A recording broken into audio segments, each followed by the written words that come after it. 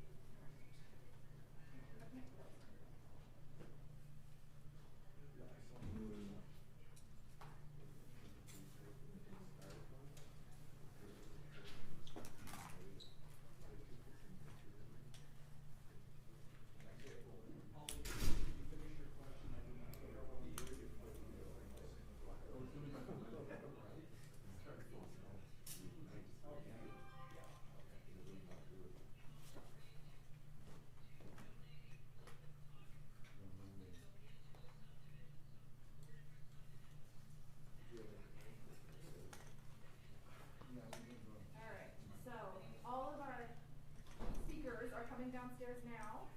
If everybody could remember to turn your phones on silent, that would be awesome. We'll probably be able to do a couple of sound checks as they get down here one more time for you. If you wanted to turn on lighting, we can check that as well.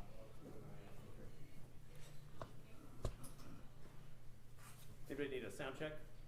Yeah, sure. In just a second. Okay.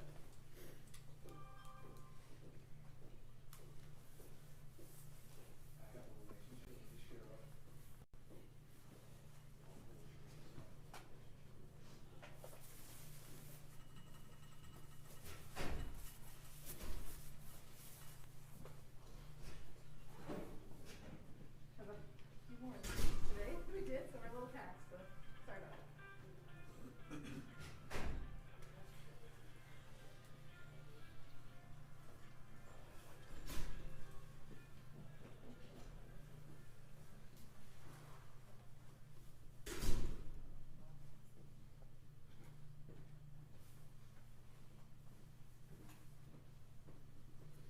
Everybody ready for a sound check?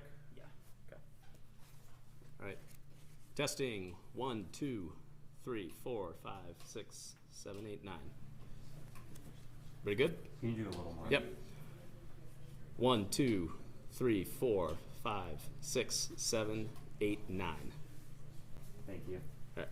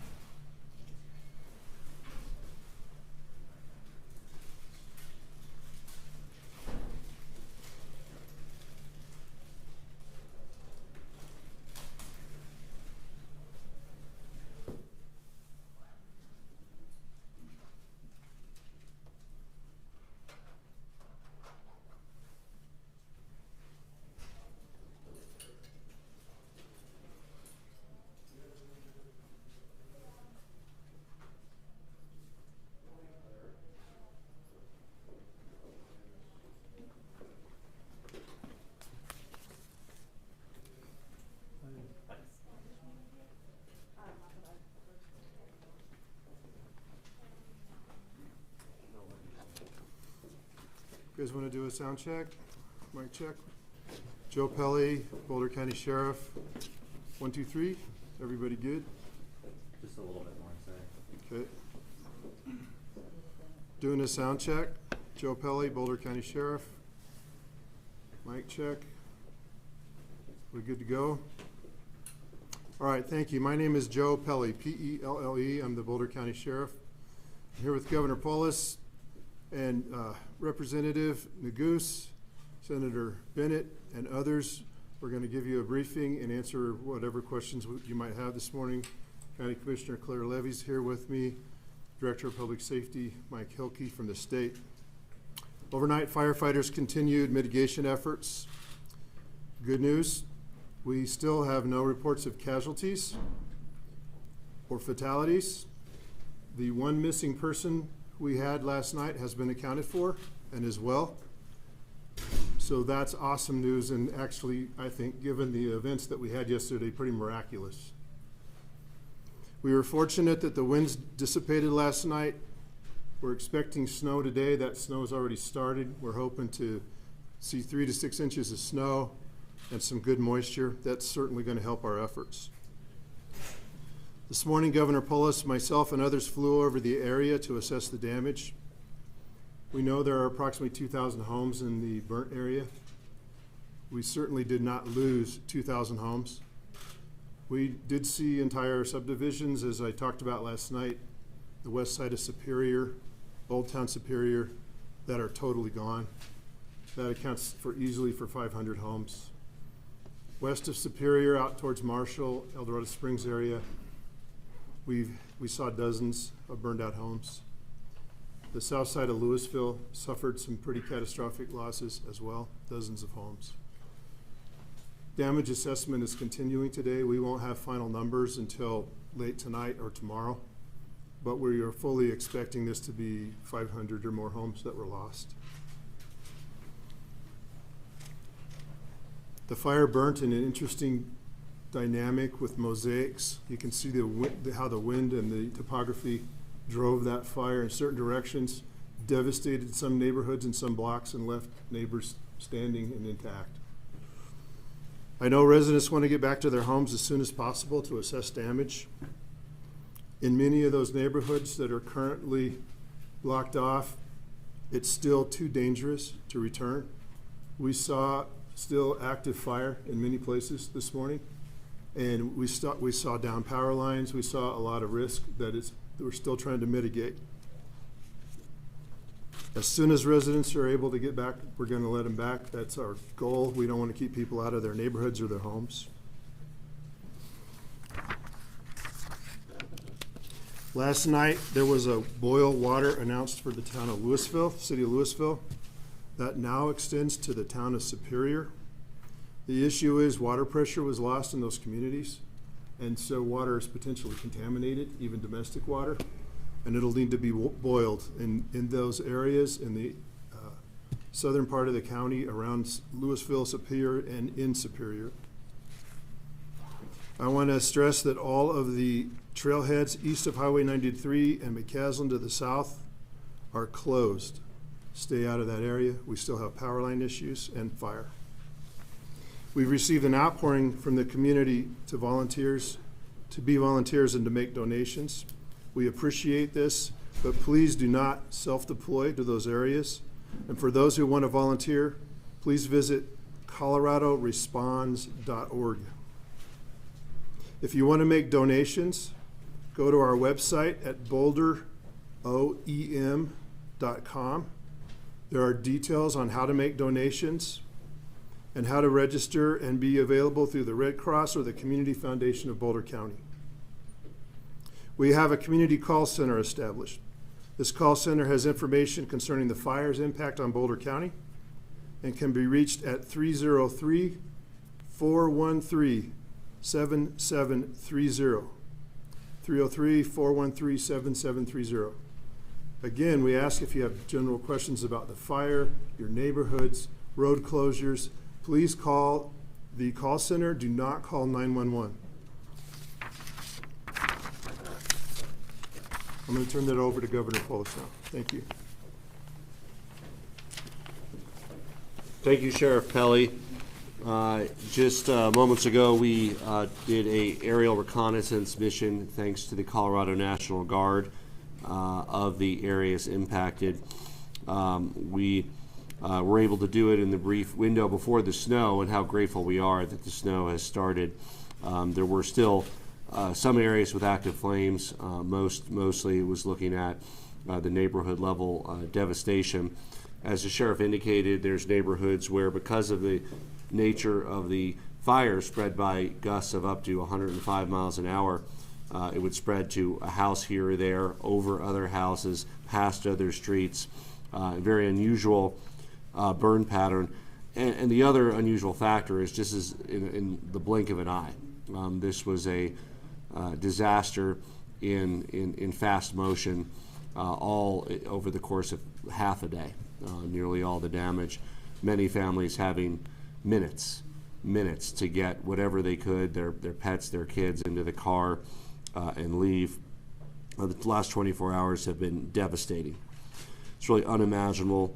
It's hard to speak about. Like many Boulder County residents, I have texts and voicemails from friends letting me know whether they're safe or not, what they've lost. I also spoke to the president just before this press conference. The president called. He offered his support for the people of Colorado. They also gave verbal authorization. The president approved the expedited major disaster declaration, and that'll be finalized and papered in the next couple hours. What that means is it allows those who suffered loss, small businesses and homeowners, they won't have to wait for the preliminary damage assessment for housing and small business assistance. So that will be forthcoming very soon because of this disaster and the actions that the president took. And the president sends his regards to the people of Colorado and those who are directly impacted. This hit close to home for so many of us, literally in some cases for those of us who live nearby, but also in terms of this being a fire that wasn't a wildfire in the forest. It was a suburban and urban fire. The Costco we all shop at, the Target we buy our kids' clothes at, all surrounded, damaged. Nearly 1,000 homes in two very tight-knit, beautiful communities that our state has are gone. And, you know, we talk about houses destroyed, but each house is not just a house, it's a home. It's a sanctuary of comfort for those who live there. It's a reservoir of memories where families were raised. You know, it feels like we've experienced enough loss and tragedy these last 2 years, and then yesterday happened over the course of several hours. This is our community, and to watch it burn so quickly, so unexpectedly, is something that I think we're all just struggling to believe and understand. So different than fires that over a period of weeks and months develop. This played out with 105-mile winds over the course of half a day. We are going to work hard with families and small businesses to rebuild our treasured communities, homes and sanctuaries for folks, the short-term impact for housing needs. So far, it looks like the two major hospitals in the areas were spared. Looks like schools were spared. And we might have our very own New Year's miracle on our hands if it holds up that there was no loss of life. We know that many people had just minutes to evacuate, and if that was successfully pulled off by all the affected families, that's really quite a testimony to preparedness and emergency response. I also spoke to the FEMA administrator this morning and let her know that that with this expedited major disaster declaration, we're going to need all the help we can get. She asked other ways it could help. We talked about short-term housing needs. We talked about additional needs for hospital capacity because of the hospital Avista that will be, while not destroyed, out of commission for a period of days or weeks. It's uncertain when that'll be back at 100% capacity. You know, Mr. Rogers once told his audience, when I was a boy and I would see scary things in the news, my mother would say to me, "Look for the helpers. You'll always find people who are helping." And time again, we see those helpers here in Colorado. Sheriff Pelly, his deputies, Director Sand Hilke, National Guard, hundreds of brave firefighters from municipal fire departments across the Denver metro region, law enforcement, first responders. Many of these brave men and women themselves lost homes or were uncertain whether they even had homes to return to, but they stayed on the job. And on behalf of a grateful state of Colorado, we want to say a profound thank you to everyone who's helped. I'm now going to say a few words in Spanish. Buenos días. Las últimas 24 horas han sido absolutamente devastadoras.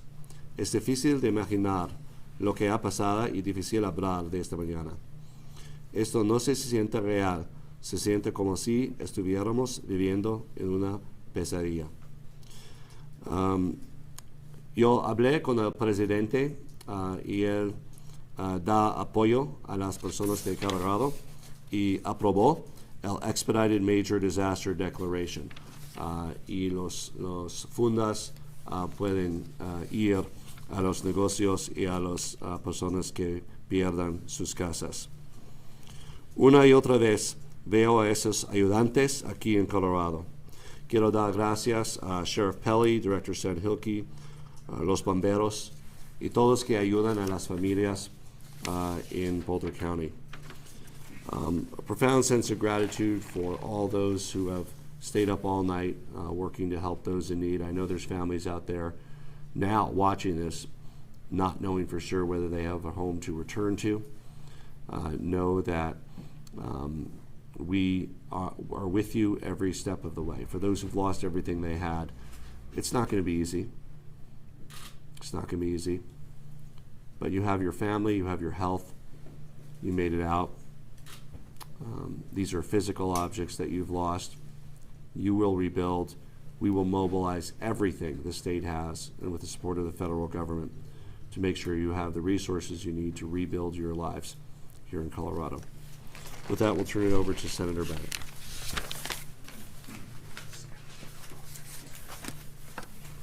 Thank you, Governor. Thank you for your leadership again in another profoundly difficult moment for this state with just one day left in the calendar year.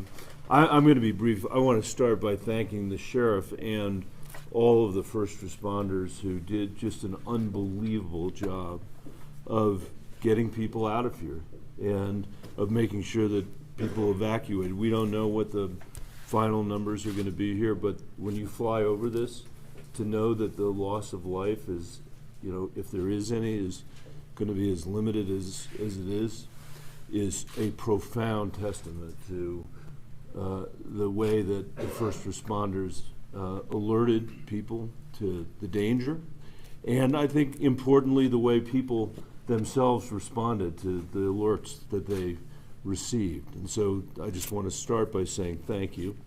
And second, I want to thank President Biden for responding so quickly here, and you have my commitment, and I know the commitment of the entire congressional delegation, to do absolutely everything we can to work with the governor to make sure that the full measure of the federal government's response is brought to bear here. In Colorado, we're used to this, unfortunately.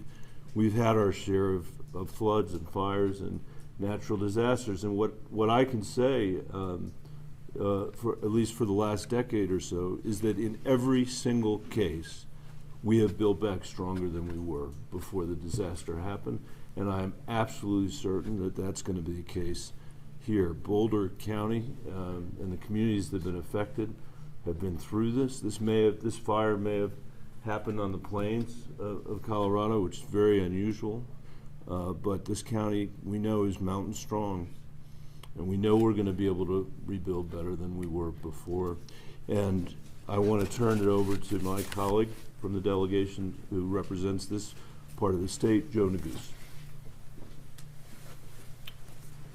Well, good morning, everyone. First, I want to start by thanking our firefighters, our first responders, police officers, everyone who has been working so diligently throughout the day yesterday and this morning and through the night to protect lives and livelihoods. We are incredibly grateful for your service and your bravery, and that starts with my friend and colleague, Sheriff Pelly. Many of you know that Sheriff Pelly is one of the longest serving sheriffs in Colorado history, and he has had his fair share, more than his fair share, of disasters during his tenure. And we are so grateful for his leadership and the work that all of his deputies and the incredible firefighters who drove up last night from West Metro and from Jefferson County, from Denver, really across our state to help protect our community. Thank you to Governor Polis for his leadership, to Mayor Stoltzman and Mayor Folsom, both of whom have been have done an incredible job under some really troubling circumstances, leading their respective cities of Louisville and Superior, not knowing whether their homes were safe during this terrible tragedy. Yesterday was a devastating day for Boulder County, for Superior, and for Louisville. These fires, as you heard the governor say, are unprecedented. They moved through neighborhoods with a speed and a magnitude like we have never seen before. And we know already that the damage will be costly and disastrous, and we saw that for ourselves during the overflight that we just took a few minutes ago with the governor and the senator. As the sheriff laid out, there are countless families in our community today who are learning that they have lost their homes and all of their possessions. For each of the individuals who are learning of this loss, for those who have been evacuated from their homes, we stand with you, ready to assist you in any way that we can. I had the opportunity yesterday to visit with many individuals, constituents, neighbors at the one of the major evacuation sites in Lafayette, in my hometown, at the YMCA. And to hear their stories, as the governor said, many of whom literally had minutes to evacuate their homes and learned that they had in fact lost everything they owned, was heartbreaking.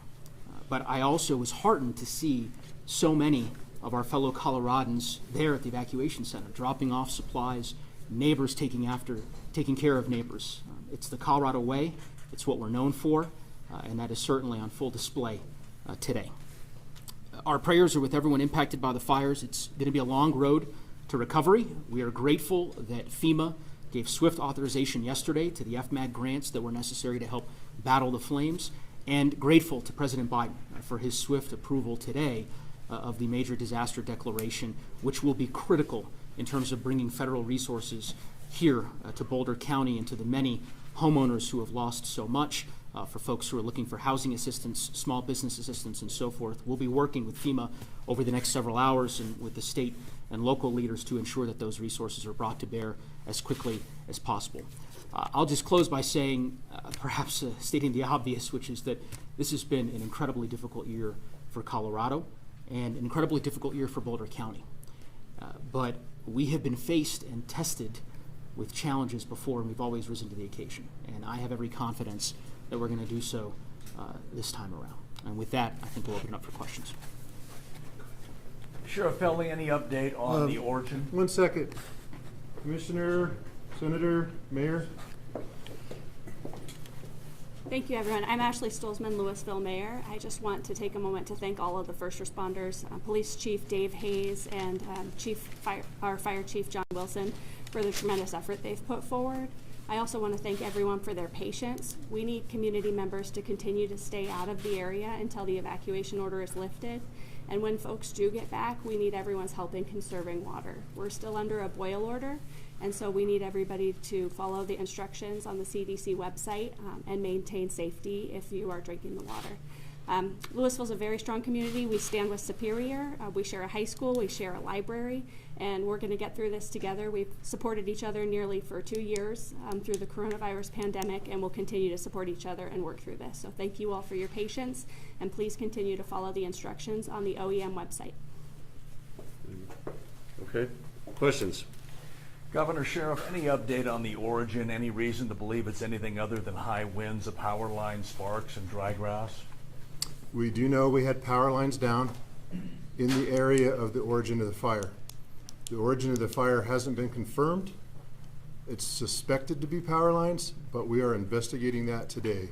And we have folks on the ground as we speak trying to pinpoint that cause. Anything else being investigated, Sheriff, other than the power lines? We're investigating anything we find out there. Residents would like to know about containment or plans for the fire today. The fire, the snow has started. Absent any major changes in the weather, there's very limited potential for additional negative impact. There are still some smoldering flames. There's finalization, but at this point, as long as the weather holds up here, there's not going to be substantial additional damage from this fire. And I want to introduce a hero, Mike Smith, Smitty. He's been the incident commander on this fire since it started, and is hopefully being replaced today by a federal incident manager. But he's done a hell of a job on very little sleep, and so he's available for those type of questions as well. The governor said there were nearly 1,000 homes lost. Is that accurate? So it's all a good guess right now. As I said, we know we lost approximately 500 homes around Superior, the west side of Superior. We saw dozens of homes burned out in between Superior and El Dorado Springs. We saw dozens of homes burnt in the south part of Louisville. I would estimate it's going to be at least 500 homes. I would not be surprised if it's 1,000.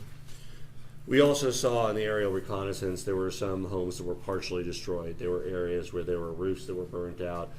So in addition to completely destroyed homes, you know, with burn pits, there was a number of damaged home and damaged commercial properties as well. So some were totaled, some were destroyed.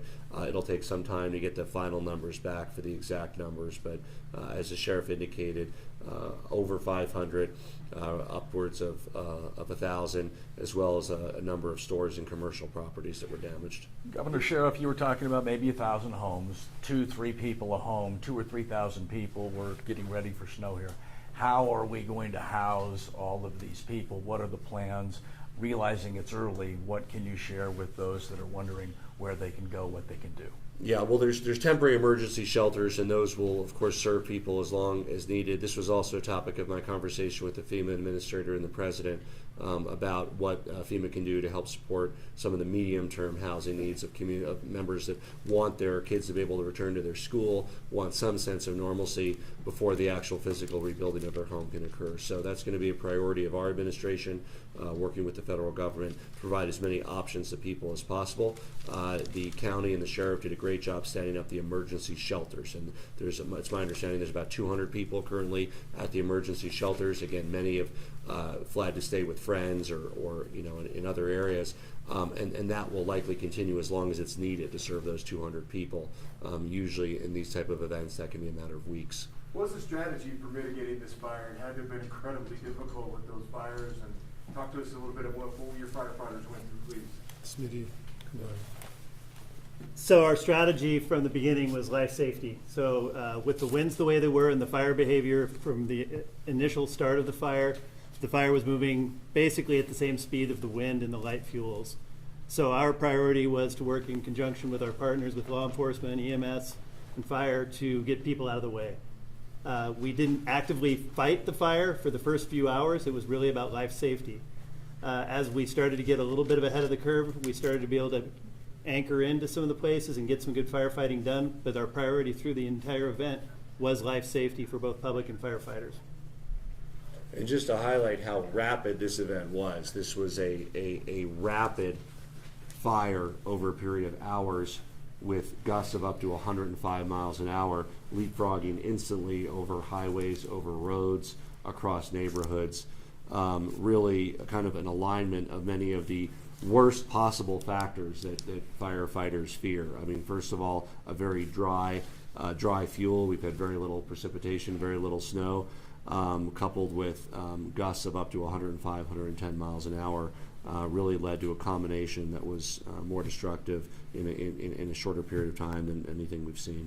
Sheriff Belli, can you talk a little bit more about the power lines that were involved in this? Were they high tension lines? Were they local service? And then also, Sheriff, you and Governor, I wonder if you can share a little bit what you saw from the air and what everything looked like on the ground, be a little bit more specific with those details. So I don't have details. My view of this entire event is from a sort of a 30,000 foot level. I don't know what kind of power lines, or you know, whether they were transmission lines or individual lines into private property. I don't know. We are, again, actively investigating today, trying to determine the origin and cause of the fire. And when we get that and we narrow it down, we will make that public. What was the second question? Can you describe kind of in detail what it looked like from up above? Everyone's kind of seeing it from the side right now, but what is, you know, are all the homes and neighborhoods destroyed? Leapfrog? How does it look? No, it's like any other fire we've seen where it's a mosaic, and the fire runs in fingers based on topography and wind. And you'll see where the fire infuels, like in gulches where there's shrubs and taller grasses, where it entered neighborhoods and took out like an entire block and then left everything around it standing. And then on the other hand, like on the west side of Superior in that subdivision in the old part of town, there's an entire community that's completely wiped out, that's just smoking holes in the ground. So it was intense in places, and then other places it just got in topography, driven by the wind, and it ran in fingers. Can you tell us what you know about utility lines and the potential for freezing temperatures overnight? I know they're working as hard as they can, as fast as they can to restore power. So a major issue with late season fires for us, and we've experienced this in the past, is we have warm temperatures, we have wind, we have a big fire, we lose power, and then the next day we freeze over. And so all those homes, we are in danger of broken pipes and running water and that. And so I know that restoration of power is a major priority. Is US 36 still closed? When will it reopen? Do you have any? It is still closed. We're still continuing to do damage assessments along the road. We are looking very hard at how quickly we can get some of those major thoroughfares open, but I don't currently have a time. Did you all hear that okay? Sheriff, unconfirmed calls to our newsroom that there were fire hydrants in Louisville that might have been dry or not operating yesterday. Any confirmation, any information on that line? Yeah, they were having water pressure issues, but here's what happens when you have neighborhoods burn out. The individual homes start leaking, right? And then the pressure to those individual hydrants becomes less and less. And so I know they were having problems with fire pressure or water pressure. That's actually not unexpected in a major event like this. Sheriff, you said one missing person had been located. Are there any other indications there are missing individuals? No, we don't have any. We don't have family members calling in, telling us they can't find Aunt Rose. None of that. The one lady that was reported last night was found fine. It's unbelievable when you look at the devastation that we don't have a list of 100 missing persons, but we don't. And so, again, I'm hoping that's a miracle, because it would be, given the circumstances. Any other utility issues, gas lines, anything else like that to be aware of or to get back in operation?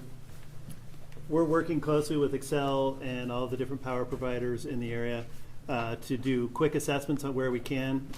Like was alluded to previously, one of our big concerns, and we've got a group specifically working on how we're going to restore power where it's safe, to make sure that the power lines are inspected before we re-energize, and that the gas lines are all intact before we do that. So we are actively working on that. As far as major transmission lines or gas infrastructure that's been damaged, I don't have any information on that. Thank you.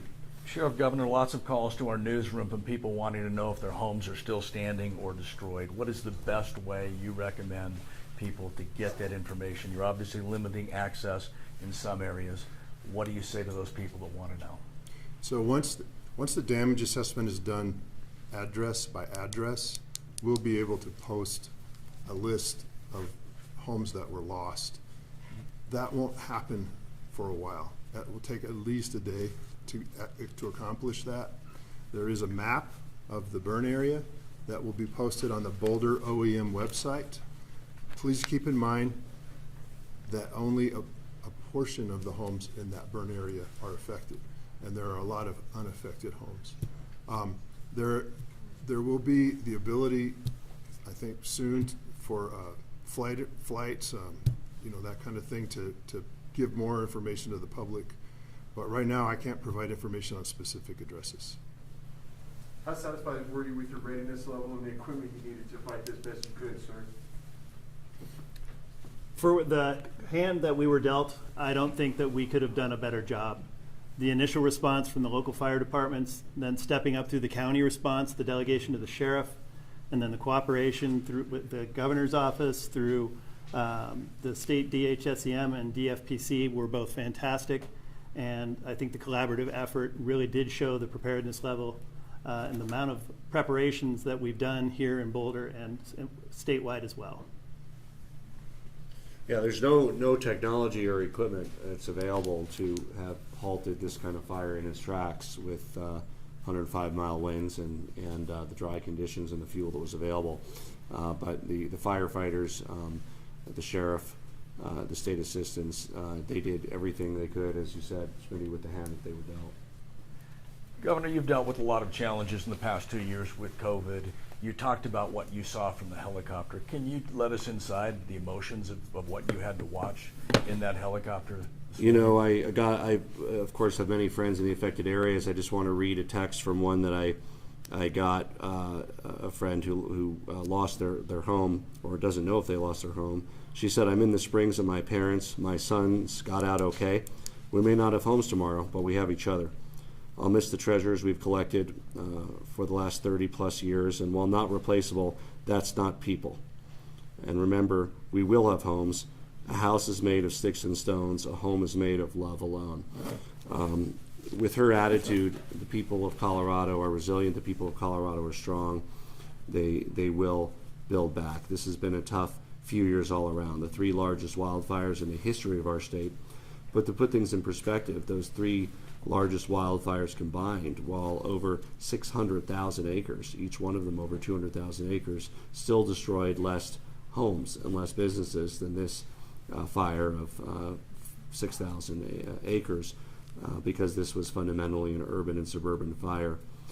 The people of Colorado will build back if we're granted this New Year's miracle of no loss of life. It truly is nothing short of miraculous. And we have one another. Most, if not all, people got out and are safe. And we, as their friends and neighbors and fellow Coloradans, are going to do everything we can to help them rebuild their lives. Let's do one last question. Do we have an estimate on containment or how many acres are currently burning? So the total area of the fire, the burnt area, has been updated overnight with the state airplane overflight to 6,000 acres. There are still areas burning inside the fire zone, around homes and shrubbery and that kind of thing, but we're not expecting to see any growth in the fire today. I think we're pretty well contained, except for what's happening inside the fire zone. Would that be accurate? Yeah, as far as a percentage number, we're still calling it 0% contained, but as the sheriff said, I don't think that we will see much fire growth. But this is a fire that we would traditionally see like in the mountains, where we would be going out and digging hand line and using heavy equipment to dig containment lines. This is more about working around the perimeters of homes and working our way through the process. So we're having to kind of change our thought process on what containment looks like as far as a percentage, but I do think that our forward progress is going to be very minimal from this point on. And just speaking anecdotally, from looking at the aerial reconnaissance that we did, very little fire, very little active fire, mostly burnt out pits and areas, grassland fires, move fast, limited fuel, different than trees, and a few areas where we saw smoldering flames, a few here and there, really areas that might have just be finishing off their burn, almost all of them with no available fuel around them. So again, absent the kind of winds that we had before, they're not likely to jump everywhere. They're burning through the very limited fuel that they have, and are likely to extinguish themselves. And of course, we also now have snow and precipitation in the area. Thank you to those across Colorado and those across the world who have joined with the people of Colorado in helping us get through this difficult time. We thank you for your love, your prayers, and your affection. And we look forward to your help in helping our affected families and our community build back stronger. Thank you. Thank you, everyone.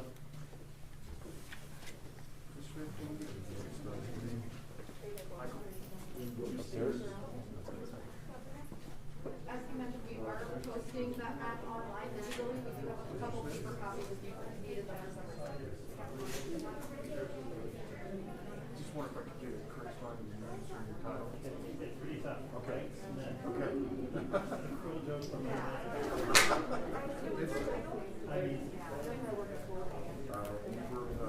I work for Boulder Fire Department.